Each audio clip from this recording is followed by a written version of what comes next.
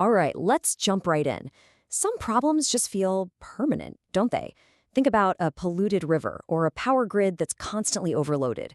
Our usual playbooks, projects, companies, task forces, they're just not built for challenges that are designed to last forever. So what do you do?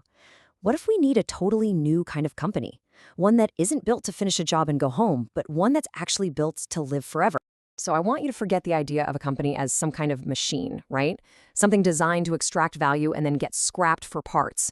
Instead, what if a company could be more like a living organ, a sovereign, self-sustaining part of a larger ecosystem, designed to heal one specific part of the world and then keep it healthy forever?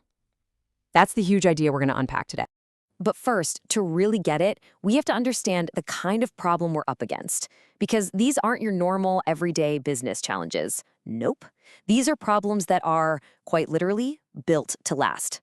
The source material has this brilliant, kind of nerdy way of describing this. It borrows a term from the crypto world, a multidimensional HODL. Now, HODL stands for hold on for dear life, and it's the perfect description for these massive shared liabilities that everyone is stuck with. Think about it. A polluted watershed that affects farmers, a utility company, and the people who live there. No single person owns the whole problem, and there's definitely no end date in sight. You just have to hold on. And this slide, well, it just lays out the mismatch perfectly. On one side, you've got our standard tool, the temporary project. It's got a clear timeline, a single owner, and its whole goal is to get in, extract some value, and get out. And on the other side, you've got the problem itself. It's indefinite, it's got dozens of stakeholders, and it doesn't need to be finished. It needs to be cared for, forever. We've been bringing a hammer to a job that really needs a gardener. It's time for a new tool. And that new tool is what the source calls the regenerative entity. It's not just another flavor of company, it's a completely different species. It's conceived as a living, corporate organ designed for one specific permanent job. Okay, so let's break this down because every word here matters. A regenerative entity, or RE, is co-owned by all the stakeholders, the utility, the community, the corporate partners, everyone. Its first job, sure, is to solve that big shared problem. But its real job, its forever mission, is to govern the new, healthy, valuable ecosystem that grows in its place. And it does this through something the source calls a recursive proof cycle. Basically, the RE has to constantly prove it's having a positive impact, and that proof is what unlocks more resources and strengthens its right to exist. It earns its keep continuously. This visual really shows you the RE's unique spot. It lives in what the source calls the neutral interstitial space, between all the partners. It isn't controlled by the big utility company, and it's not run by any single community group. It's a sovereign, co-owned thing right in the middle. And that neutrality is absolutely crucial for building the kind of trust you need to make something last forever. All right, so that's the big picture, but how does this thing actually work? What's under the hood? Let's take a look at the anatomy of a regenerative entity. An RE really has four main jobs. First, it's the HOD hold retirement executor. That's a fancy way of saying it takes the money and actually fixes the initial problem. Second, it's the recursive proof steward. It constantly gathers data and proves that the system is healthy and getting healthier. Third, it becomes the completion field governor.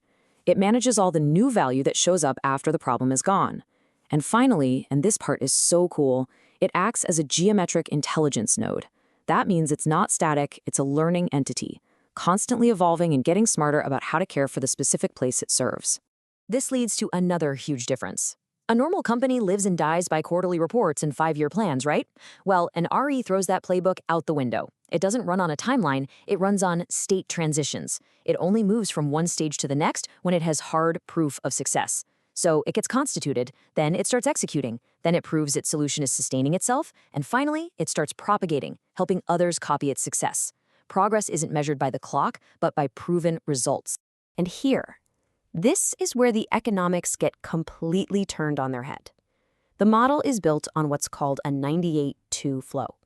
Get this, 98% of all the value created by the RE, whether that's from fixing the old problem or from the new thriving system, flows right back to the people who contributed and into the ecosystem itself.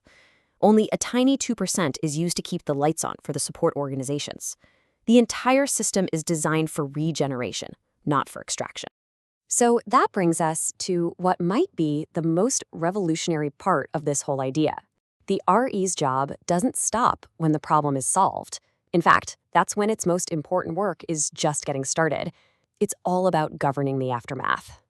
Let's go back to our example to make this really stick.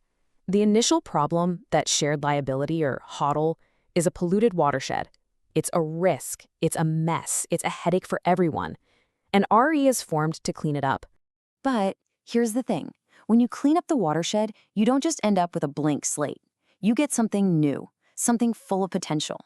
The source calls this an emergent completion field, a brand new ecosystem of relationships, economic opportunities, and shared intelligence.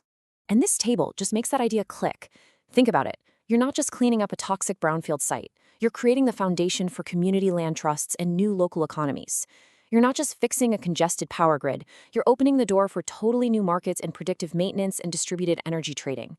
That stressed watershed becomes the basis for water quality markets and a thriving restoration economy. The RE's job is to steward this amazing, complex new field forever. So when you zoom out and look at the whole picture, what we're really talking about is a fundamental paradigm shift, a huge change in how we think about solving problems and creating value. It's a deliberate leap away from the temporary project and into permanent stewardship. This chart just nails that transition. You're moving from one-off project finance to recursive capital that literally funds itself in a continuous loop. You're turning a liability that sits on a balance sheet into a sovereign, value-generating asset that everyone co-owns. You stop fighting for a competitive advantage and start building collaborative sovereignty. And maybe most importantly, you shift from a mindset of extraction to one of true regenerative intelligence. And I really want to land on this powerful quote from the source. This isn't just about paying off a debt or fixing a past mistake. It's an act of creation. All the partners are coming together to co-constitute a new, living entity, an organ that will outlive all of them and become a permanent caretaker for that place.